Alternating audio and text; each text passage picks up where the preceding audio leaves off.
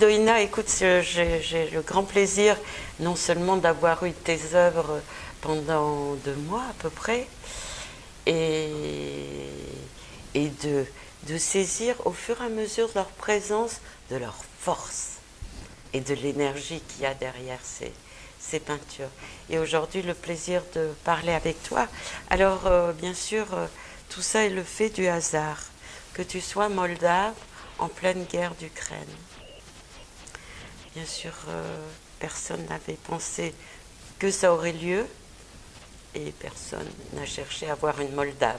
Mais bien sûr que ça nous a quand même permis de parler pendant ce week-end où vous avez fait vos portes ouvertes avec Anne-Sophie Boutry, sculptrice, avoir l'occasion de parler un peu de l'état du monde et ce que tu nous as dit de l'état de la Moldavie en ce moment et de l'inquiétude qui règne, bien évidemment. Alors, on va quand même plutôt aller vers la peinture. Et j'aime bien savoir comment la peinture t'est venue. Est-ce que c'est quelque chose qui t'a pris dès l'enfance? À quel moment tu t'es inscrite dans la peinture? À quel moment? Donc moi, je ne sais pas. Ça veut dire que ça vient de très très loin. Il y a dans toute famille, on a toutes sortes de légendes comme ça personnelles. Donc ma mère raconte, parce que ça, c'est selon elle le moment où s'est décidé un peu mon futur dans l'art. Elle dit qu'on marchait comme ça dans la rue avec une amie à elle, je me rappelle un peu de destin, mais c'était à Moldavie, non? Donc, il y avait un coucher du soleil, un soleil comme ça, comme une orange, comme ça, tout rond, tout beau. Et là, j'ai dit quelque chose sur ce soleil, justement, que c'est une orange, c'est pas un truc comme ça. Et cette amie qui me portait dans les bras, elle a dit, elle sera artiste. Waouh!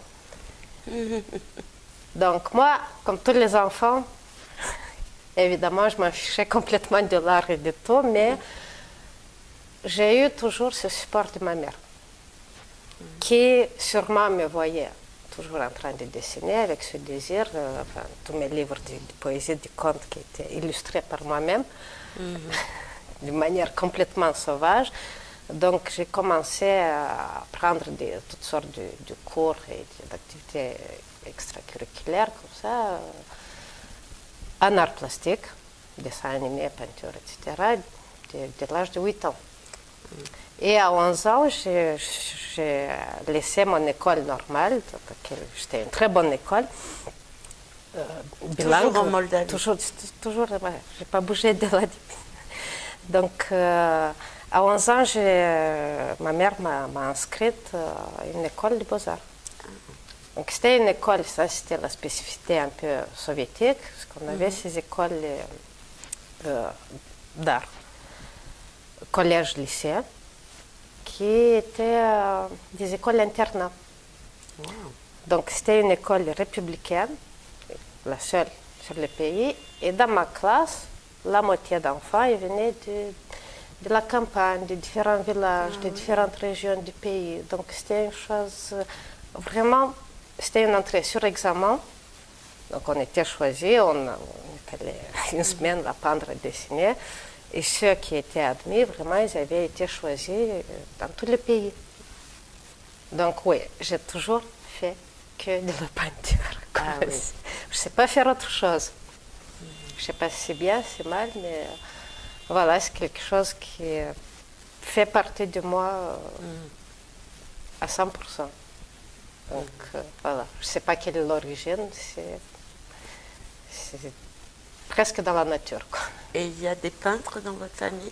Parce qu'il faut aussi rappeler qu'on s'est connus à travers, par le truchement, l'intermédiaire de ta mère, qui est donc psychanalyste et poète. Oui. Donc, oui, dans la famille, je crois que c'est plutôt littéraire, parce que ma mère, elle a toujours écrit. Ma tante écrivait, et elle écrit aussi, mais j'ai fait des choses différentes, un peu littérature infantile. Un de mes oncles, ouais, il peignait un peu, Quoique ma tante aussi, elle aimait bien la peinture. Mais c'est toujours, il y a toujours eu plus ce côté littéraire du mot. Du Le langage. mot que moi, j'aime pas, c'est le langage que moi, je préfère l'image, quoi. Oui. L'expression verbale. Je comprends. Parfois, je me dis aussi, qu'est-ce qui a fait que moi, je suis assez ignorante de la musique et que je suis plus intéressée par la peinture. La peinture, c'est hors langage parlé et c'est le silence. Il y a du silence Ouais. dans la peinture. Ouais, il y a du silence parce que, bon, c'est un objet. Parce que, bon, c'est un objet. C'est un objet physique, mais en même temps, il peut transmettre tellement de choses. Oui. Il peut raconter tellement de choses. Et surtout, je crois que c'est pas seulement que cet objet, ce tableau, il raconte des choses, mais il réveille des histoires dans celui qui regarde. Oui, tout à fait. C'est surtout ça. Il y a un dialogue, il y a quelque chose. Il y a un dialogue, c'est comme ça déclenche. Ouais, moi, il y a des gens qui regardent, qui me racontent des trucs comme ça. Ah, moi, je vois ça, et l'autre. Ok. Oui, bah justement, il y a un ami italien, Ambrogio Galbiati, qui est l'époux de notre amie Annick, qui fait aussi partie du groupe de préparation de DIP. Et justement, dimanche, il doit faire une manifestation qu'il a fait déjà. Qu'est-ce que ça vous dit? On regarde une de ses peintures et chacun parle autour de cette peinture. Et c'est vrai que c'est intéressant. Il y a d'autres artistes qui disent « j'ai pas besoin de parler de ma peinture ». Je suis un artiste comme ça. Voilà, c'est là, c'est à vous de voir. Oui. Oui, et c'est là qu'entre la difficulté de nommer les tableaux, de cadrer théoriquement, parce que quand on présente des projets, parce qu'on présente tous des dossiers, des trucs, il faut inventer, il faut écrire une question théorique, verbale, de raconter le processus, raconter les œuvres. Pour moi, c'est très, très difficile.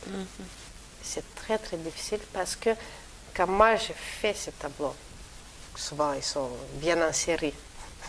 Ils viennent par plusieurs. Ils sont rares, ceux qui viennent tout seuls. Je ne sais pas vraiment qu'est-ce que je fais. Je suis dans un état qui n'est pas tout à fait conscient. Parce que les séries, c'est après. Je travaille, je suis dedans.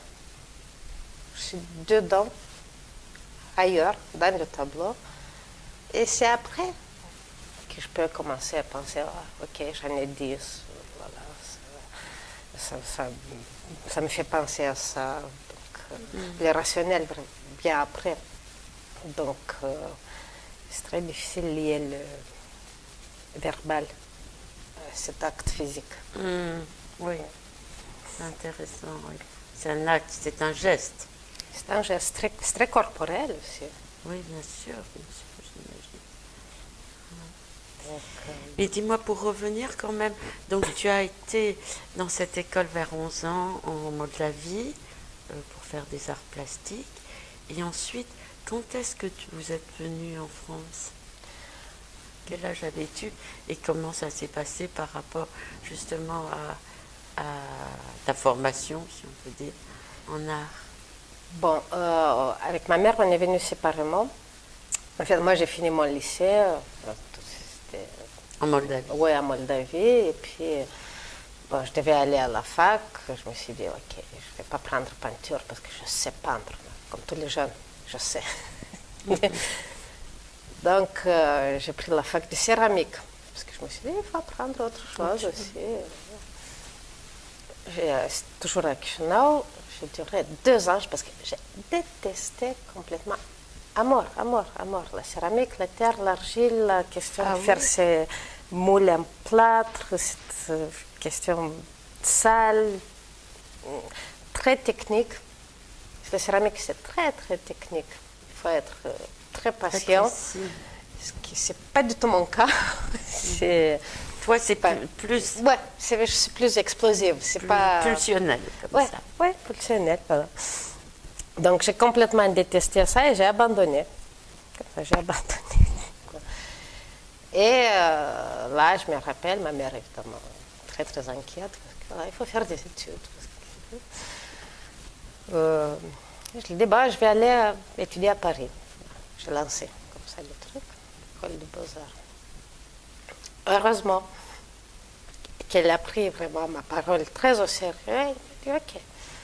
Donc j'ai eu cette année, après mes 2 ans de fac, j'ai eu 1 an de préparer des dossiers, voir comment envoyer les œuvres ici aux Beaux-Arts à Paris, qui sont partis avec un pilote d'avion à la cabine pour le dossier d'ici, prendre des cours de français, faire l'alliance,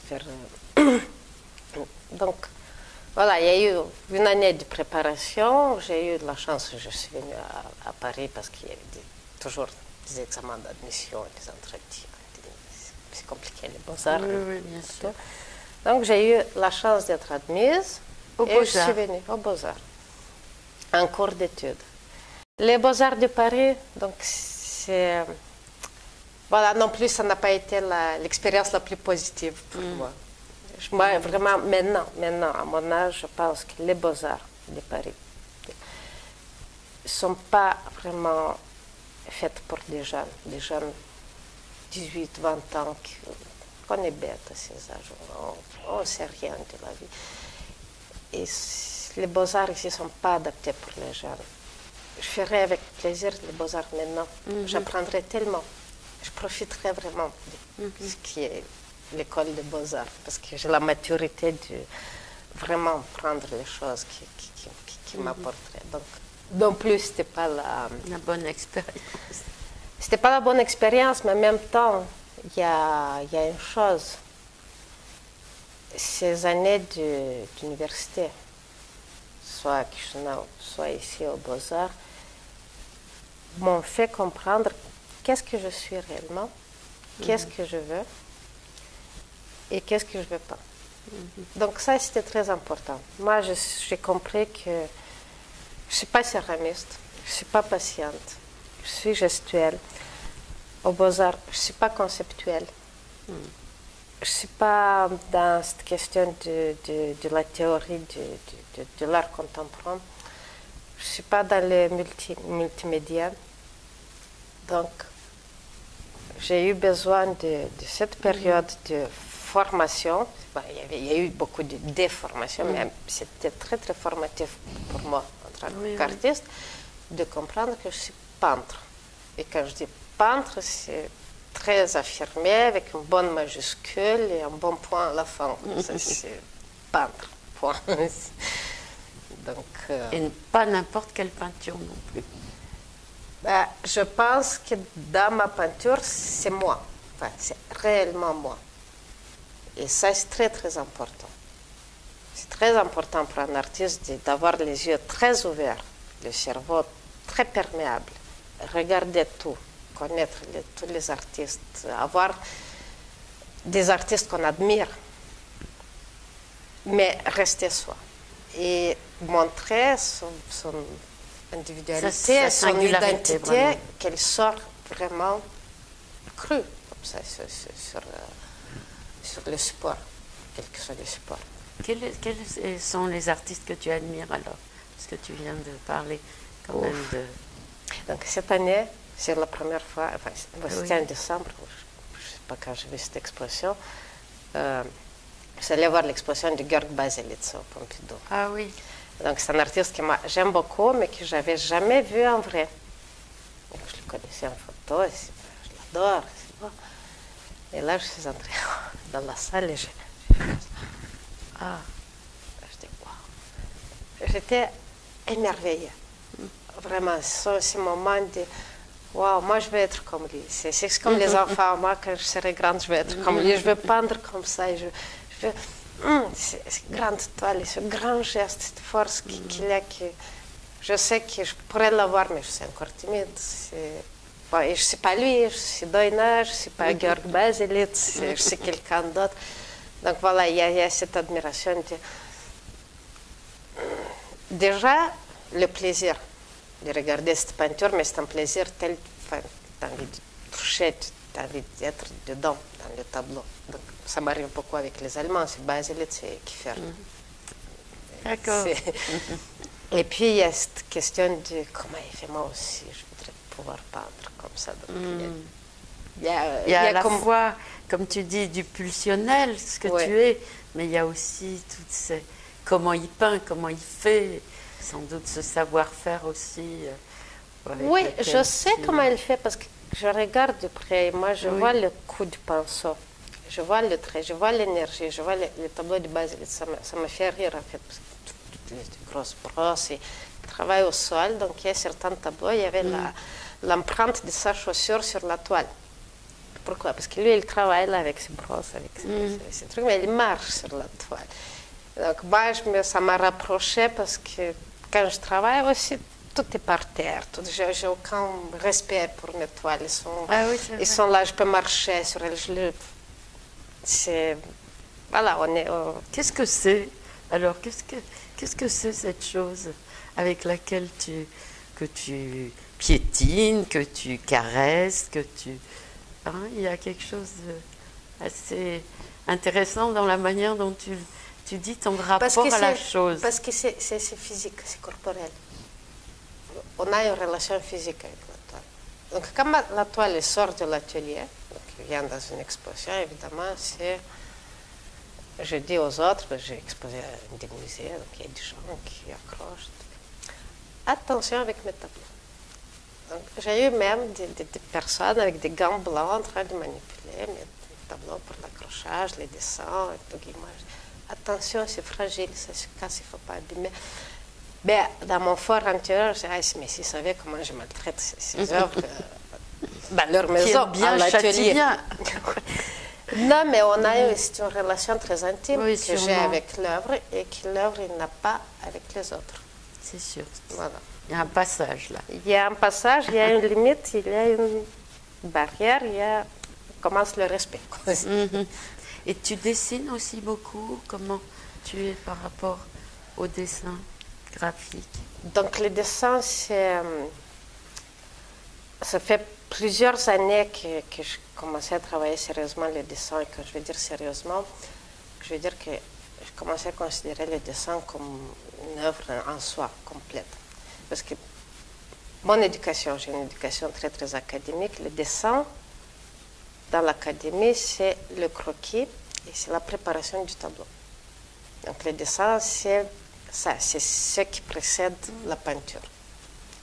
Le dessin, c'est la base, c'est la mère de tous les arts, mais je n'ai pas été enseignée de traiter le dessin comme œuvre. Donc ça m'a pris un peu du temps d'arriver à m'ouvrir. Et vraiment, j'ai même expérimenté sur différents matériaux. Et, à partir de 2015 ou 2014, que je fais mes premières expositions de dessin, je commençais à me sentir un peu comme Jekyll et Hyde. Parce que j'ai vraiment deux lignes. J'en ai cette question très, très fauve de couleur, peinture classique toujours, parce que c'est une toile, et puis les dessins, qui ont la même importance et que je travaille de manière alternée. Je ne peux pas travailler en même temps. Bon, ça peut être une question technique aussi de propreté de l'atelier. Donc moi, je dois ranger toutes mes peintures à l'huile, je sors le papier, donc je nettoie à fond, je sors mes grands papiers ou le PVC, donc c'est blanc, et là, c'est du blanc et du noir, la couleur part. Donc j'en ai ces deux lignes que je pense depuis quelques années aussi comment est-ce qu'ils devraient se rencontrer, se rejoindre, oui. Est-ce qu'il faut qu'ils se rencontrent? Parce que oui, des fois je me sens... Voilà, ce sont deux exemples, ce sont deux expositions que j'ai fait la même année. Non, c'était en même temps en fait. Ah oui, carrément. Ils étaient en même temps dans deux espaces différents. Rappelle-nous les espaces. Donc, les deux, ils étaient à Quito, en Équateur. Donc ça, c'était à l'Alliance française de Quito, qui est un espace culturel très important et très, très beau là. Donc voilà, j'avais un truc très très noir que j'ai repris même la Blanchot avec l'écriture du désastre parce que le dessin me permet d'expérimenter beaucoup. Donc il y a cette œuvre par exemple, j'ai brûlé. Donc toutes ces parties d'ombre, c'est le matériel, c'est brûlé, c'était du feu. La technique, c'est encre, fusain et feu. Donc voilà, il y a cette question du désastre, de l'expérimentation, de casser un peu le matériel, tout ça. Et en même temps, parallèlement, en fait, il y a cette question classique, disons. Le châssis, la toile, le pinceau, l'huile. Très... Donc, voilà. Oui, alors justement, par rapport à ton historique et la peinture telle que tu l'as pratiquée toujours, donc tu as fait les Beaux-Arts à Paris et ensuite Ensuite, je suis partie vivre en Équateur, où je suis restée 18 ans. Waouh, c'est long. C'est long, c'est ma vie adulte. Ta vie adulte et tes enfants. D'enfants, enfin, carrière et, je peux dire, formation. Parce qu'en fait, c'est là que je suis devenue artiste. Parce que j'ai eu un atelier, au début c'était un bout d'un couloir. Je vais aller dans un couloir, puis une petite chambre, etc. Mais j'étais plus scolarisée dans le système éducatif. Donc, c'est là, en travaillant, en faisant mes tableaux petit à petit, je me suis formée ce que tu es devenue, ton devenir. Je n'ai pas fini. Hein, j'espère bien. C'est sûr, c'est pas fini. C'est pas fini. Tu es en devenir, comme on dit. Exactement. Oui. Donc, et donc, voilà. C'était propice à l'art là-bas? Tu t'es sentie libre? Oui. Oui. Oui. Enfin, je me suis toujours sentie libre dans ce que je fais là. Parce que quand je fais ça, j'oublie tout. Je suis là, je ne suis pas... La concentration. Je ne suis pas à l'extérieur, je ne suis pas avec les enfants, je ne suis pas avec... Enfin, je ne pense pas au quotidien. Là, il n'y a pas le quotidien. Je sais, j'en ai eu l'expérience douloureuse, parce que quand tu es fille de peintre, et dans mon enfance, et je voyais, j'ai d'ailleurs une photo de ma mère, dans sa concentration. Et pour moi, c'était vraiment, à ce moment-là, je n'existais plus. Et je ne comprenais pas, enfant, comment elle pouvait avoir un intérêt supérieur. Oui, mais c'est un moment, parce que de toute façon, on ne peut pas se couper pendant très longtemps de la réalité. Quand les enfants sont petits, moi j'ai 2, donc c'était difficile. Et je me rappelle la première exposition que j'ai faite à Quito, j'avais le deuxième, il était bébé et tout. Donc j'avais une routine. J'étais à la maison, maman, déjeuner, couche, biberon, etc. Et après le déjeuner, donc, je nourrissais tout le monde, changeais le bébé, je laissais les 2 petits avec leur père, et 2 heures. J'avais 2 heures, parce que moi, je savais, j'allaitais le petit. Donc, je savais qu'après la tétée, j'avais 2 heures. Donc, je courais à l'atelier, qui n'était pas loin de la maison. J'avais 2 heures, j'étais 2 heures comme ça. Faire des tableaux. Oui. Mais c'était nécessaire de tu étais réglée. Se structurer comme ça. Oui. Parce que ma mère se plaignait toujours qu'à un moment, il fallait tout ranger et passer au repas. Pour elle, c'était très...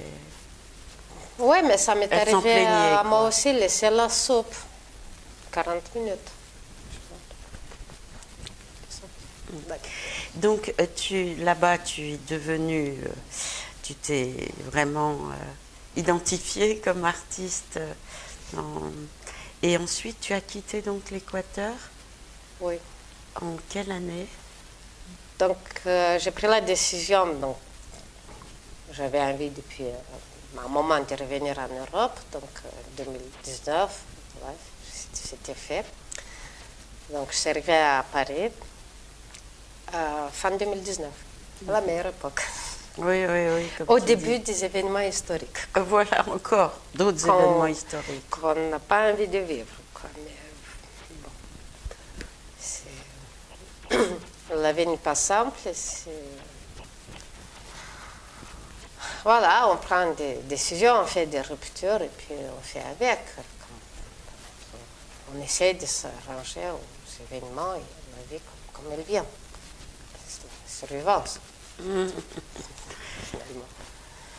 Et au niveau justement de la peinture, comment tu es depuis 2019 avec bien sûr ce confinement et tout ce qui se passe? Comment tu as pu reprendre aussi la vie à Paris après l'Équateur, 18 ans? J'ai un atelier, donc j'ai eu de la chance parce que j'ai trouvé très très rapidement un atelier à Paris, ce qui est difficile. Ah oui. Donc j'ai un atelier à Paris, c'est tout petit, mais voilà. Ça existe. Ça existe, un petit atelier parisien, et maintenant la question c'est jusqu'à quand est-ce que je pourrais le payer. Bon, ça c'est autre histoire, parce que ça aussi, ça tout vient. Oui. Oui. Mais tout finit par venir. Et bon, au niveau professionnel, moi je continue à travailler. Avant d'avoir l'atelier, j'étais à l'appartement. Je fais quelques tableaux, je fais un peu de dessin. Pendant le confinement aussi, je travaillais. J'ai fait une série intéressante que je ne l'aurais pas fait si je n'aurais pas eu le confinement. Donc j'ai fait un truc différent, qui est complètement coupé du... Donc, je travaillais le dessin. Donc les dessins que je faisais avant, c'était cette question noire, comme ça, désastreuse, violente, un peu très grande. Avec le confinement, j'ai fait une série de petits dessins au thé. Au thé? Au thé, oui. Parce que je n'avais pas le matériel, parce qu'ils nous ont dit 2 semaines de confinement. Je disais, comme 2 semaines, je vais regarder Netflix, je vais me reposer, j'aurai les vacances que je n'ai pas eues depuis 20 ans, je ne sais pas. Et puis voilà, c'était pas 2 semaines, c'était 2 mois. Donc j'ai fait des dessins au thé, j'ai travaillé de nouveau avec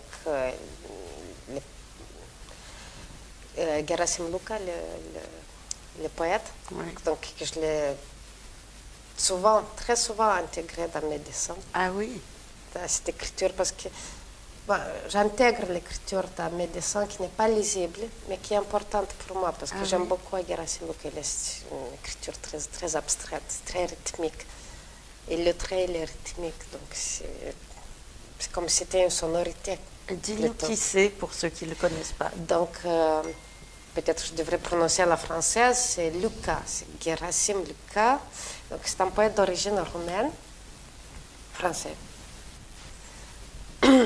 Qui... Je ne peux pas le décrire, en fait. Je ne peux pas le décrire. Parce que c'est ma mère qui est experte, ce poète. Donc, parce que c'est elle qui me fait lire. Donc moi, je ne peux pas le décrire, parce que moi, je l'ai lu, mais je ne suis pas une lectrice qui étudie, surtout pas les poètes. Moi, Gerasim Luca, je le prononce toujours à la roumaine, je le prends par bout, par petits morceaux, et comme si c'était des morceaux de musique, parce qu'il joue beaucoup sur le rythme. Sur le rythme et sur la sonorité et sur les jeux de mots. Donc c'est quelque chose. On entend une chose, on lit autre chose et on peut comprendre la troisième et la quatrième.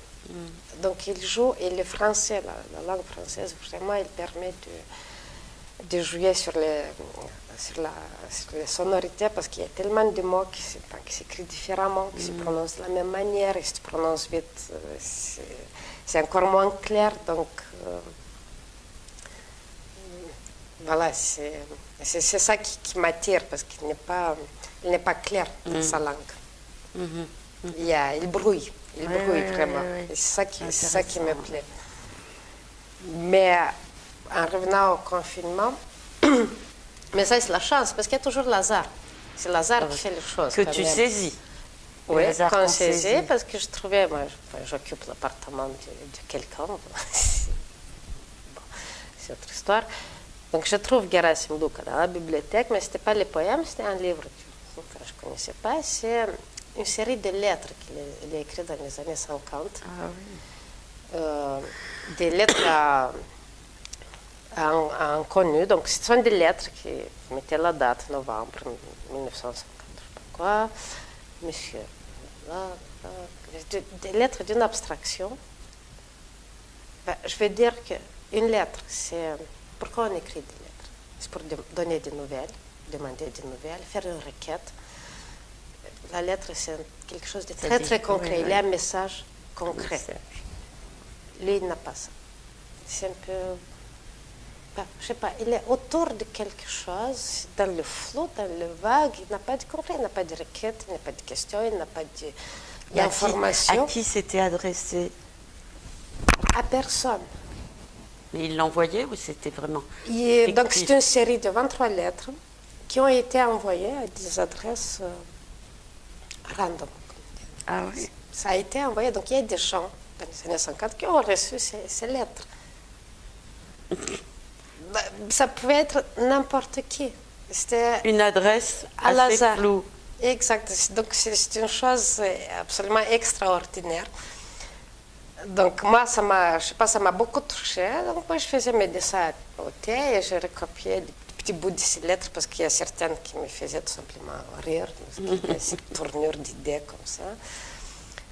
Et il y avait ce contraste d'être enfermé, la lettre qui c'est une question vers l'extérieur. Donc ces dessins, après quand on est sorti au mois de mai, quand on était déconfinés, j'ai soigneusement recopié sur des enveloppes toutes les lettres telles quelles et j'ai collé partout à Paris. Ah oui. Donc j'ai fait tout un trajet. Ça, j'ai fini par avoir un projet. De cette question intime, le petit dessin très minimaliste, très délicat, avec du thé, avec une petite écriture comme ça, à sortir et vandaliser un peu la ville. Mais ça faisait tellement de sens parce que ce sont des lettres inconnues. Donc moi, je peux pas, je ne l'ai pas expliqué ce qu'il a fait, lui. Mais c'était très important de sortir ces lettres, qu'elles soient lues, que j'ai eu la trace de certaines, parce que je me rappelle, je collais une à côté de mon atelier, donc j'ai vu des gens en train de les lire. Ah oui. D'autres qui cherchaient dans l'enveloppe pour voir s'il y avait quelque chose. Parce que c'était une enveloppe, une petite enveloppe craft. Oh, c'est joli comme... Puis je laissais dans le 20e une lettre, parce que je regardais l'espace aussi. Il y avait un beau mur rouge, comme ça. Ça, c'est beau. J'ai mis ma lettre. Puis j'avais une autre fois une exposition, une association. Je trouve ma lettre dans le livre d'or de cette association qui faisait l'exposition. Je dis, c'est ma lettre. Ah oui, on l'a trouvée là et on a trouvé que c'est génial. Donc il y a eu toutes sortes d'histoires. Il y a toute une chaîne, il y a toute une histoire. Donc ça, c'était mon confinement. Bah, écoute, c'était un confinement quand même assez travaillé, assez pensé, assez riche, quoi.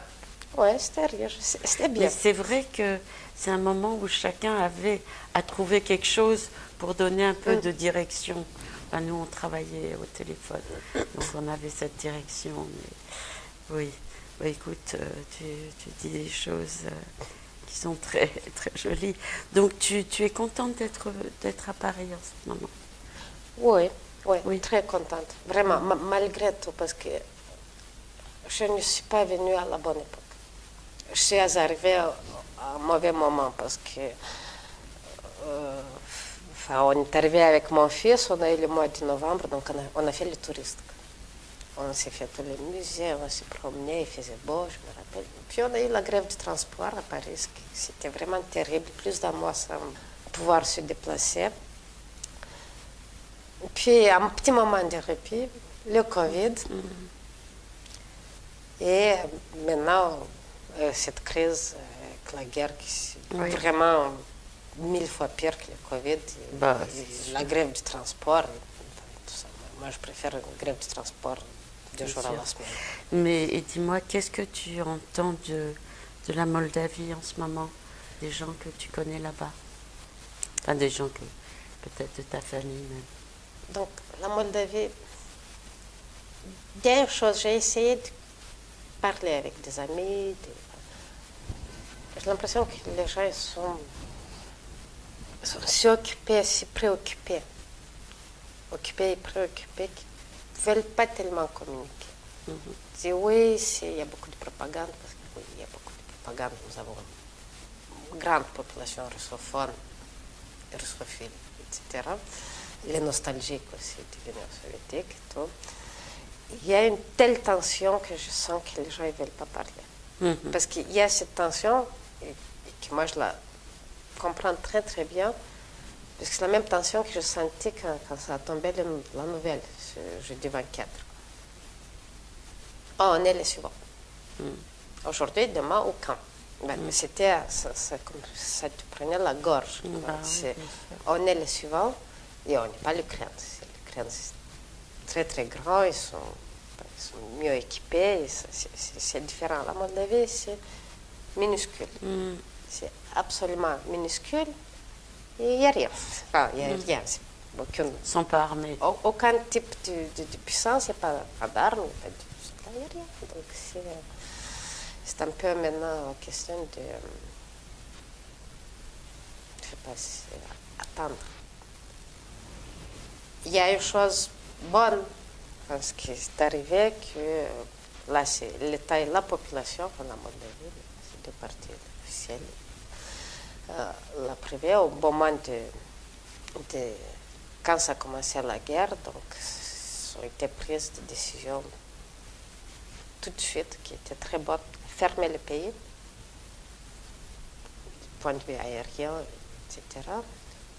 Et ouvrir les frontières de l'Ukraine. Parce que le flux, ça a commencé, c'était le jour même. Ça a commencé, les gens arrivaient par dizaines, centaines, milliers. Pas comme en Pologne, évidemment. Mais pour notre pays, c'est quelque chose, c'est énorme. Donc il y a eu une excellente, mais vraiment excellente organisation, pas seulement de l'État aussi, mais des gens. C'est question de bénévolat, de prendre la voiture, aller à la frontière, prendre les gens, les ramener en ville. En privé aussi, tout réfugié qui est là à la frontière, il arrive, enfin, les policiers les font passer, il n'y a pas une grande vérification de documents, on ne demande pas de tests Covid, on laisse passer les chats et les chiens sans documents. Donc, toutes ces choses qui sont toujours des questions très très cadrées, là, ils ferment les yeux, passer. Première chose, un truc à manger, un chaud à boire, une carte SIM pour la communication. Donc, et ça, c'est la question privée. Donc, voilà, il y a ces gens qui arrivent, donc du coup, ils sont nourris, habillés, en juillet aux enfants aussi. Ça se fait dans tout le pays, parce qu'il y a tellement d'enfants, ce sont des femmes et des enfants. Oui, c'est une énorme. quantité d'enfants, c'est énorme. Tous ceux qui arrivent aussi en Europe. Écoute, je crois qu'on ne peut pas ne pas parler de ça en ce moment. Non.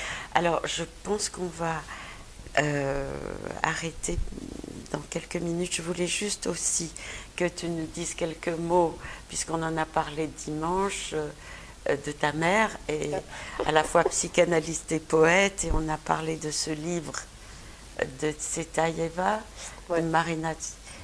Dis-nous un petit peu, elle a écrit des poèmes, elle a ses propres poèmes, des livres que tu as apportés l'autre jour, et elle a écrit beaucoup de choses. Donc ma mère, ce que je sais, son rêve était d'être écrivain. Donc moi, comme moi, d'être peintre. Donc moi, j'ai eu la chance de pouvoir quand même faire ma peinture comme je l'ai voulu.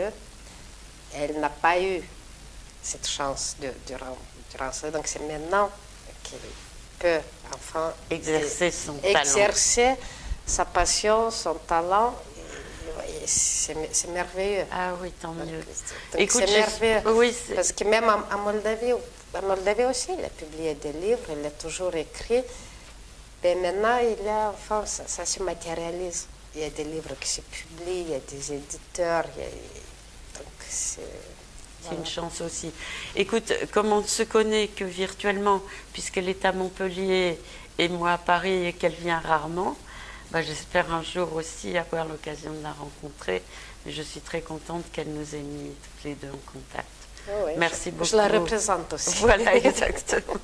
C'est ce qu'on a compris dimanche. Bah écoute, merci beaucoup et belle continuation et j'espère qu'on aura d'autres occasions de Ouais. voir ton travail. Merci.